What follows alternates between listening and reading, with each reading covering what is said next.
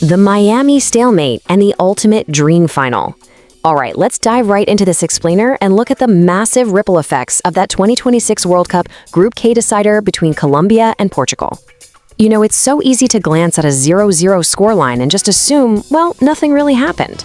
But mathematically, oh, that couldn't be further from the truth. 64,478. I mean, just imagine the sheer booming echo of that number.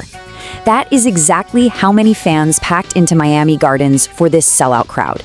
They literally transformed an NFL stadium into this giant, sweaty, intense global football cathedral. And the magnetic pull of this match was just undeniable. Look at this VIP list. It totally tells the story. You've got football royalty, right, like Carlos Valderrama and FIFA president Gianni Infantino.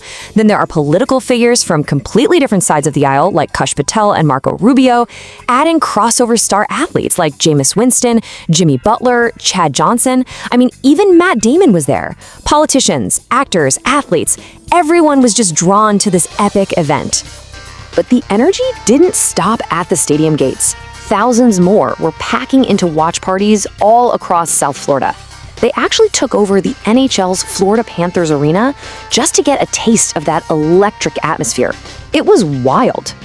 Now, out on the pitch, despite the lack of goals, this was a breathless, frantic, end-to-end affair. Colombia's Camilo Vargas basically stood on his head in the first half to deny a massive chance from Bruno Fernandes. And on the other end, Portugal's Diogo Costa was just facing this relentless workload, scrambling to keep a surging Colombian attack at bay. Costa had to make 6 crucial saves just to hold the line. To really put that into perspective for you, that is more saves than he had to make in Portugal's first 2 matches combined. Just an incredibly lively scoreless draw. Section 1, Forging World Cup History. Now, what's really interesting about this next part is how Portugal actually got here. Let's trace their path.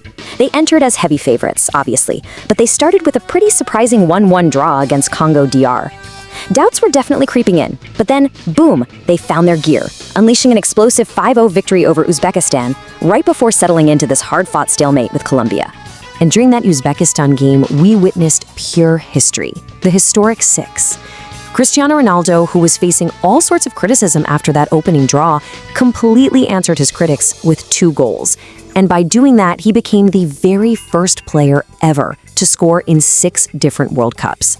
Whether you love him or hate him, you just have to step back and admire that kind of legendary resilience. Switching gears back to Colombia's path, well, it's been nothing short of incredibly impressive. Remember, they didn't even qualify back in 2022.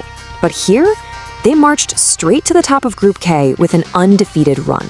A solid 3-1 victory over Uzbekistan, a super tight 1-0 win against Congo DR, and then, of course, holding off the mighty Portugal. And leading that charge was star playmaker James Rodríguez. By stepping onto that pitch in Miami, he hit his 11th World Cup appearance. That officially surpasses the all-time appearance records for Colombian legends Freddy Rincón and Carlos Valderrama. Just an absolutely enduring display of class on the world's biggest stage. Section 2, the knockout stage paths. So the really crucial point here is the immediate consequences of this draw. Let's break down this bracket math, because this is where the high-stakes tournament reality kicks in. By winning the group, Colombia secures a matchup against Ghana. But for Portugal, man, settling for second place dramatically alters their destiny.